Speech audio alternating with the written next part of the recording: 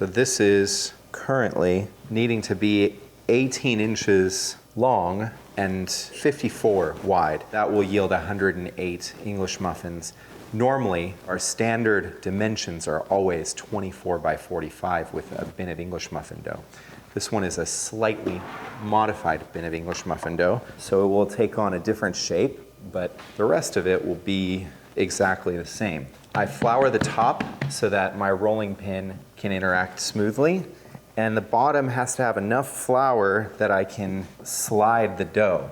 If the dough is stuck to the bottom, you can dust a little bit more flour. I do like to draw on the table and find out the exact dimensions. We're gonna get it to 54, it's gonna be here. I always add a couple inches as a buffer. You wanna make sure there's a little bit of flour all that way. So I'll draw a line in the sand, or in the flour, that is. Now I understand where my product has to end up at, and I only need 18 here, which is just 1.5 feet. So there's not a whole lot needing to be done on that side. I'll give myself another buffer as well. Draw the box. My box is slightly larger than my final product. And now the goal is to get it there with as gentle of an interaction with the dough and as smooth an interaction as possible, as well as even. So as I engaged my rolling pin, I gave it a stretch at first and got what I could get from it. I'm gonna start in the middle, push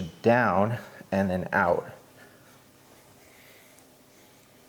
until the dough starts to fight. Now I can go the other way.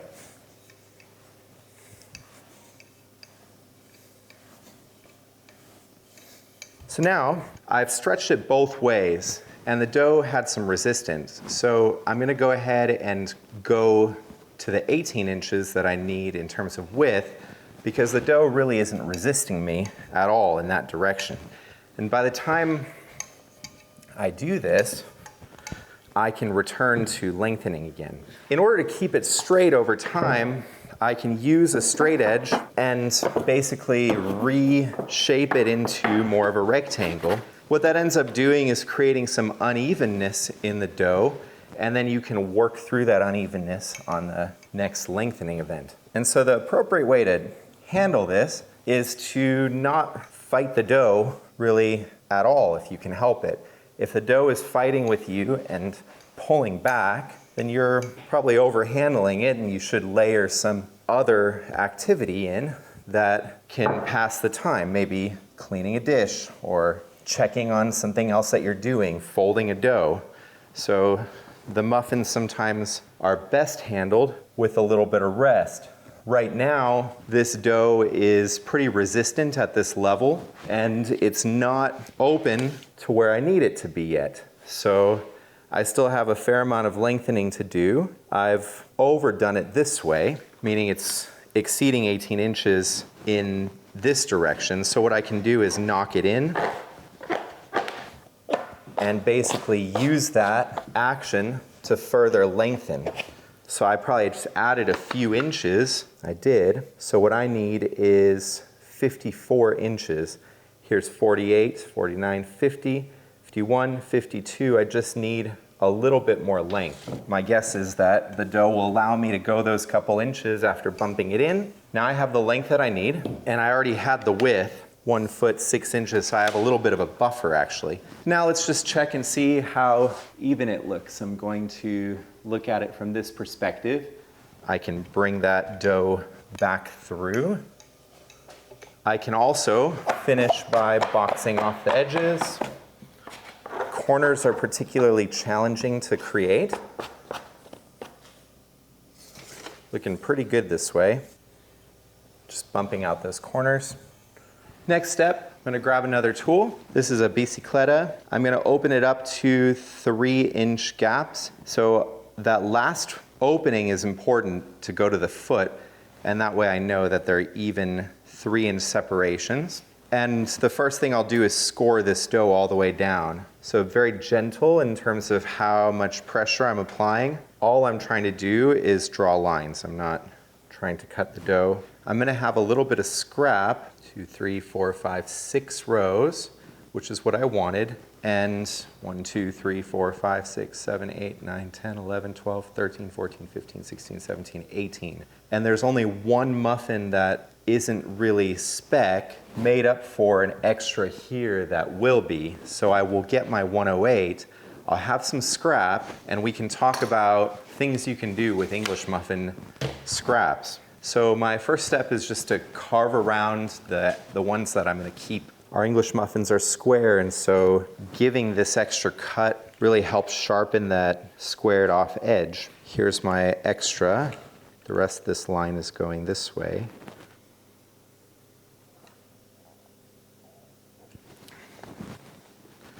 So there's my scrap dough. We'll cut out the primary muffin dough now. So you have to watch out with English muffins, because if you cut this dough too early after scoring, you'll actually see what's beginning to occur here, where there's a scrunching effect. There's too much tension built up in the dough, and so these are significantly smaller than those. And there's basically not much you can do to stop what's already occurred. You could stop the rest of it from occurring by allowing this dough a little bit of time to relax. So I'm not even going to go ahead and cut it the other direction, because I don't want mini muffins. So instead, again, I have to find something else to do with my time. In a production environment, this is an easy time to reset objects, do some dishes, reset your station, do a quick sweep of your area, things that will make your life a lot more comfortable in the upcoming hour or two if you just take a few moments right now. This is not a production context. I'm instead going to take the opportunity to just show some improvised examples of things you can do with English muffin dough. This dough is quite soft, so I could cut it into strips and turn it into a different product. We've made garlic knots from English muffin dough before. So for that, I would just tie some form of a knot and tray that up, maybe top it with some garlic butter, bake it. You could do it with some herbs as well to bring some flavor. And so there's not a whole lot of reason to allow this perfectly good dough to go to waste. I personally prefer doing that kind of a thing than selling substandard English muffins that are one of our staple products, and people expect them to come in a particular way, at a particular quality range. So I want to get that product right. You can say, okay, this is going to be something we take on, and by taking on this project, we're going to end up saving X amounts of kilos of dough a week per month, and creating another line of revenue for ourselves. I went and did another task and allowed this dough to rest just to avoid that spring back effect. And I'm still going to get a little bit of it, but it should be improved now 10 minutes later. Usually the middles are the worst. And so far, this section of dough I'm cutting is nowhere near as severe as the dough that I started with from the other side. This is also exaggerated in this particular batch of muffins because of another thing that happened, and that was that the shape was different from our typical muffin shape. This process hasn't changed much since the days that we were making these start to finish by hand. The next part of this process is to get some semolina flour, and actually this is sort of characteristic of what you expect in a final muffin. And then we'll put 24 on a tray. It's pretty hard to get a perfect square when you're dealing with tension and forces, but you're aiming for a square. And it works out best in our typical format, which is spreading the dough out 45 inches by 24. That particular format is a pretty good change from the bin and requires pretty minimal dough handling. And that's kind of the key to this product. There's definitely a good and a bad amount of semolina. You need enough semolina so that the muffins don't stick to the pan. They kind of have a tendency of doing so. But you don't want so much semolina that at the end all you're eating is semolina. I think it's appropriate to have that texture. The semolina is definitely a part of the final product. I think sometimes we can be a little excessive, and it's worth checking. 6 by 4. These muffins don't really require a whole lot of proofing time to bake. Usually an hour is what we aim for, but usually also don't have them out on the table quite as long since we were doing the conchas. So I'm still probably gonna go get the oven ready and wait for the oven to be ready, but then I'll be able to move on these and bake them sooner rather than later. My top tray, in some ways, is the most rectangular. I'm more or less happy with all of these. They all meet the thickness criteria. They all look pretty uniform in that regard. Some are more rectangular, some are more square, but they will all end up at a comparable nice size with an acceptable amount of variance. And the way that I achieved that was just being delicate on the table, getting an even spread on the table, relaxing the dough when the dough needed some relaxing, and I could have done it even more. I can learn from this one myself and just remind myself of the tensioning that happens when you stretch dough out. So part of my process in baking more seldomly now is to still be getting better and be reminded of sometimes simple lessons. It doesn't matter if you've done this a million times before. It doesn't mean that you'll get it perfect. Perfection is really difficult. I think we're aiming for it, never quite getting it. And in that way, it's satisfying. It's always something to grasp for. Looks like my oven's not quite preheated. It's a very particular setup for English muffins, and it's really important to get it right. The bottom stone can be heated, that's not a problem, but the top has to be off entirely on this oven. And if you don't have that function on your oven, you gotta distribute the heat through the bottom stone as much as it allows. I don't mind if there's some ambient heat on top, but my top element, the light's off, and it's temping at about 300. That's appropriate. The bottom stone has to reach 420. And I really don't want to load the muffins too early. Oddly, what we've learned over time is that if you load onto a cold deck and there's a lot of bottom heat trying to heat up the deck, it does change the bake significantly. And actually, sometimes you burn your product that way, even though it seems counterintuitive that a lower temperature would burn product. It's the fact that it's actively heating that seems to be the problem. So we're gonna have to give it a few more minutes to warm up and we can get going. All right, we're ready to bake. These are really easy to bake. All we gotta do is slide them in and mimic the way a flat top would bake. The bottom stone is hot, but the top of the oven's not heating. So most of the heat's gonna be coming from that bottom stone, and we will still flip the muffins. So we're gonna flip them right now. Our standard here is after 12 to 15 minutes. And what I look for is a little bit of color to be formed, not for them to be totally white. So I'll set it for 13, because I think 12 is going to be a little light, and we'll check it in 13. What I need to do is just see if there's any kind of coloring on the bottom. I don't need a ton, because I am going to touch them up on this side again, but I need enough that the flip is easy, and so there should be at least a touch of color. Definitely have a few pronounced rectangles in the bunch, but those can be matched together and they're still a nice size. They're just a little longer and narrower. So you got a little bit of touch of color, and I'm not really causing any damage to these as I'm flipping them, which is really what I'm most concerned over at this stage. There's a little bit of sticking happening to the tray, nothing I can't overcome, but that's the effect with this amount of semolina, and it kind of goes to show that any more semolina is really kind of excessive and begins to affect the baking process itself. It's really hard to gauge the color of the English muffins, whether they have any color at all, when there's just a ton of semolina caked on the tray. So I like to keep it somewhat reasonable. And now the whole idea is we're toasting both sides.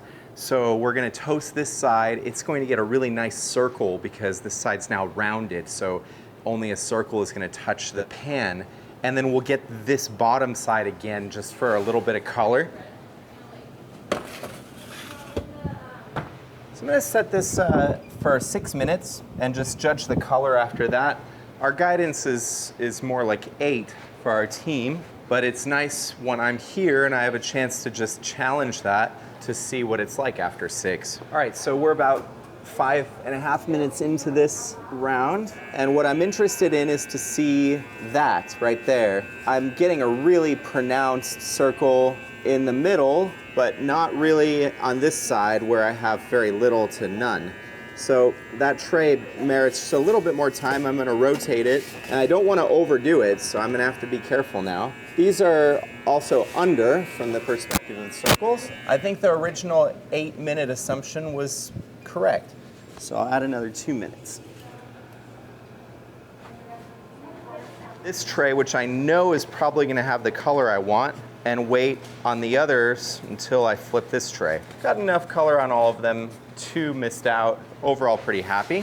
These really could use another minute, so I'll give them that. And pretty nice color on most of these. Let's get the other tray out, and just enough on this one.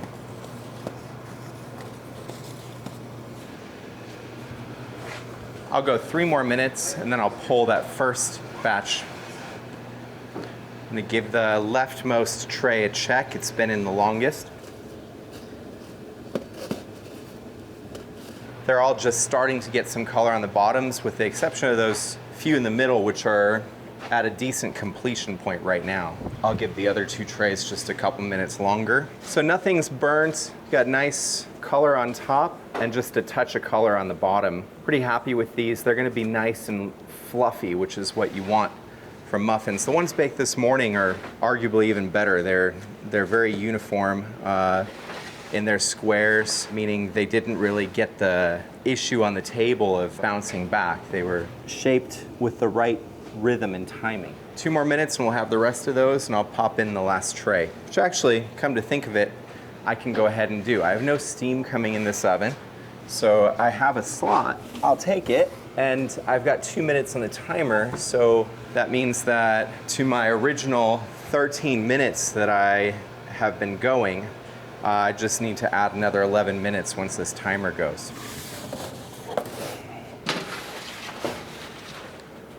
So these have a nice golden brown bottom as well. They have a little bit of a semolina dusting, all part of the plan. Pretty happy with how these turned out. My one bit of criticism to myself was the stretching on the table. Over-tension the dough in one direction, so you got that shrinking effect. And that's something that I have to take note of and adjust for next time. So here I need to be able to flip. These are far too delicate to flip. Just handling this, it's not ready yet. So rather than compete, I'm gonna set the timer here to 4 minutes. I imagine we're ready for a flip. Yeah, flipped really easily, how it's supposed to.